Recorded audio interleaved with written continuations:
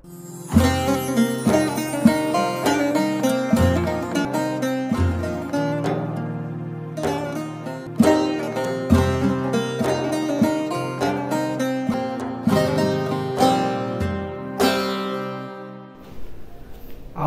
minasyaitonirrajim. Bismillahirrahmanirrahim. Wa bihi nasta'in ala umurid dunya waddin. Wa sallallahu ala Muhammadin wa alihi thayyibin at-tahirin. Amma ba'du. Para pemirsa Al-Qurba TV yang dirahmati oleh Allah, alhamdulillah kita bisa bertemu kembali dalam jamuan Ramadan. Ikhwani wa akhwati rahimakumullah, di dalam bulan Ramadan ini hendaknya kita sebagai manusia selalu mendekatkan diri kepada Allah Subhanahu wa ta'ala. Karena bulan Ramadan merupakan sebaik-baik bulan. Hari-harinya adalah sebaik-baik hari, malam-malamnya adalah sebaik-baik malam, seperti sabda Nabi Muhammad SAW. Untuk mendapatkan hal itu semua, kita harus memiliki niat untuk mendekatkan diri kepada Allah Subhanahu wa ta'ala. Bagaimana caranya supaya kita cepat mendekatkan diri kepada Allah Subhanahu wa ta'ala? Tentunya ketika kita sebagai manusia hendak menuju Tuhan, kita harus melewati pintu gerbang utama untuk menuju Tuhan. Pintu gerbang tersebut disebut dengan al-ilmu atau ilmu, yang mana kita harus melalui ilmu untuk bisa menuju Tuhan. Tanpanya kita tidak mungkin sampai kepada Allah Subhanahu wa ta'ala. Maka dari itu ilmu adalah sesuatu yang amat sangat mulia di sisi Allah dalam nas Al-Quran dan riwayat Ahlul Bait alaihimussalam. Akan tetapi pertanyaannya, ilmu amat sangat banyak sekali. Adakah ilmu-ilmu khusus, ilmu-ilmu tertentu yang mendekatkan diri kita kepada Allah? Jawabannya ada. Ada 3 ilmu utama yang harus kita pelajari dan kita amalkan dari mulai kita balik sampai kita di liang lahat.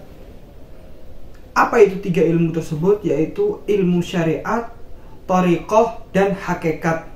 Syariat, tarekat, dan hakikat. Syariat itu kita sebut dengan ilmu halal haram atau fikih. Sedangkan tarekat adalah ilmu akhlak, yaitu bagaimana kita bersama, hubungan kita dengan manusia, hubungan kita dengan yang di bawah kita seperti hayawan, tumbuhan, dan hubungan kita pada Allah Subhanahu wa ta'ala. Dan hakikat adalah ilmu tauhid atau ilmu ketuhanan. Jika seseorang bisa menyimpulkan atau menguasai 3 ilmu tersebut, dia disebut dengan bermakrifat.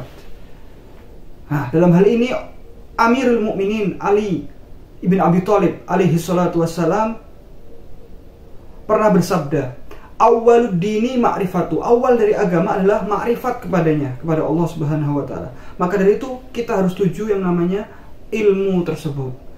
Nah, jika manusia telah selesai dalam gerbangnya, maka dia butuh langkah pertama menuju Tuhan. Langkah pertama menuju Tuhan yaitu dengan taubat, dengan membersihkan hati kita, membersihkan diri kita dari kotoran-kotoran, supaya kita sampai menuju Tuhan. Karena Allah Subhanahu wa ta'ala berfirman dalam kitabnya Al-Quran, Bismillahirrahmanirrahim, la yamassuhu illal mutahharun, tidak ada yang bisa menyentuhnya kecuali orang-orang yang mensucikan diri, yaitu dengan bertaubat. Akan tetapi setelah manusia bertobat, apakah selesai dia menuju Tuhan? Apakah sudah selesai rintangan-rintangannya? Tidak. Banyak sekali rintangan-rintangan yang Allah berikan supaya kita sampai kepada Allah Subhanahu wa ta'ala, sampai kepada muraduna, yaitu Allah Subhanahu wa ta'ala. Tantangan-tantangannya terbagi menjadi 2. Ada tantangan dari luar, ada tantangan dari dalam. Tantangan dari luar itu disebut dengan syaitan atau godaan-godaan setan.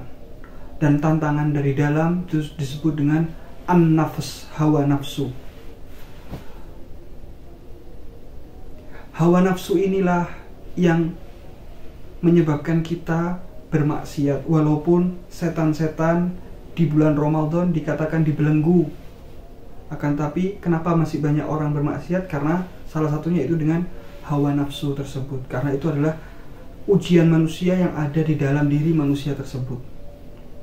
Nah, hawa nafsu sendiri terbagi menjadi dua bagian.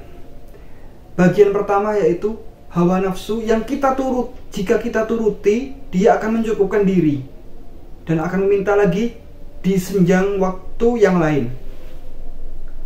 Adapun hawa nafsu yang bagian kedua, setiap kita turuti, dia semakin lapar. Setiap kita turuti, dia semakin lapar. Tidak ada rasa kenyangnya. Yang bagian pertama yaitu urusan perut dan di bawahnya.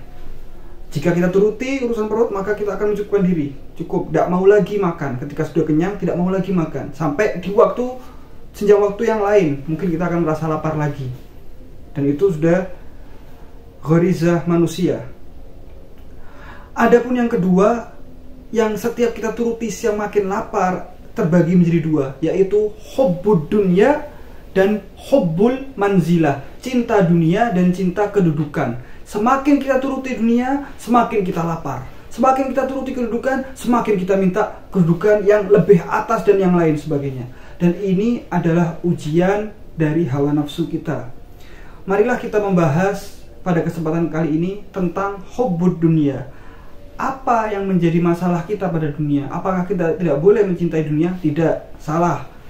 Bahkan Rasulullah Shallallahu Alaihi Wasallam pernah bersabda, tangan di atas lebih baik dari tangan yang di bawah.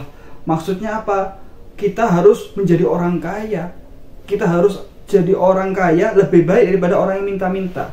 Itu dinamakan, itu yang dimaksud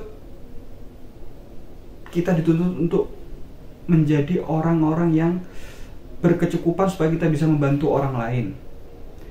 Bukan masalah di dalam dunianya, akan tapi masalahnya adalah ketika kita mempunyai ikatan alaqah kepada dunia.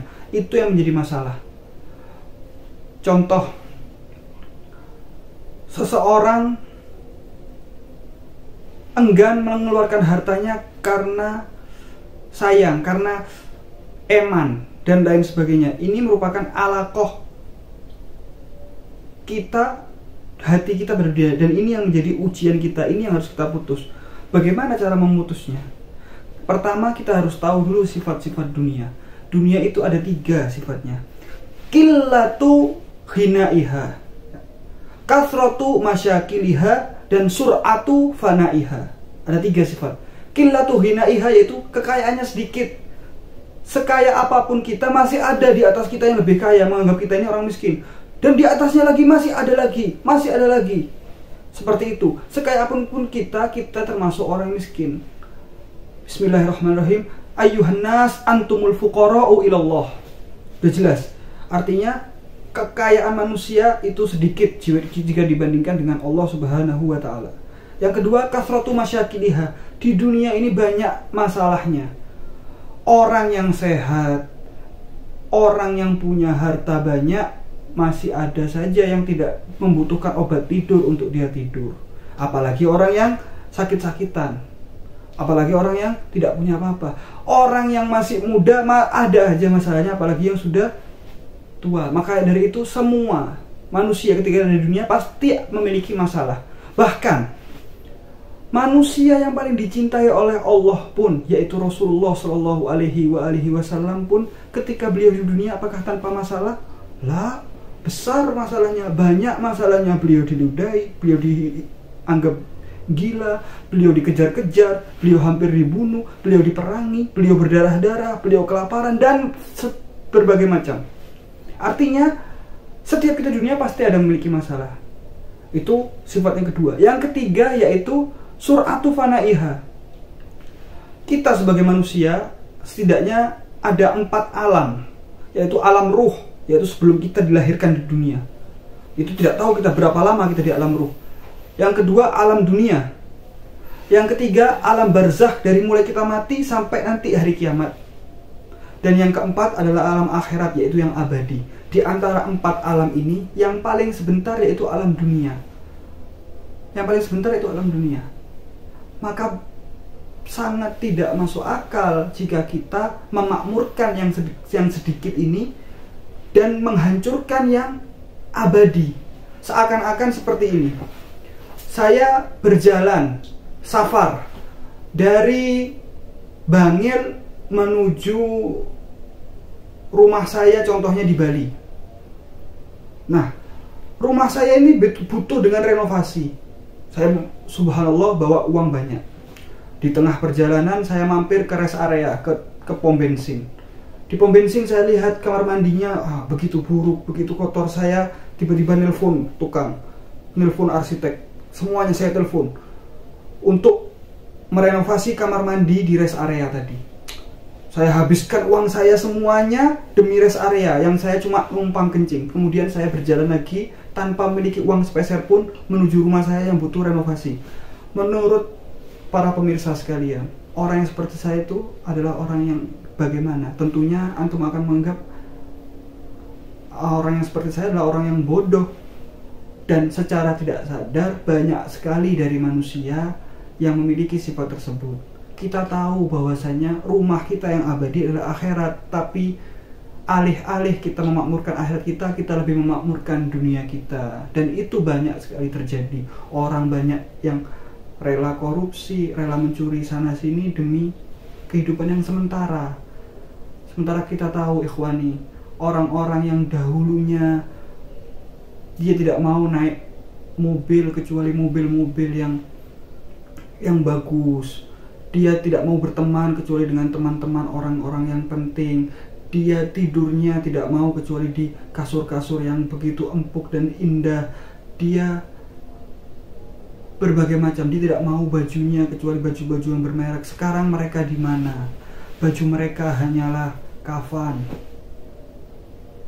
Teman-teman mereka hanyalah serangga-serangga tanah.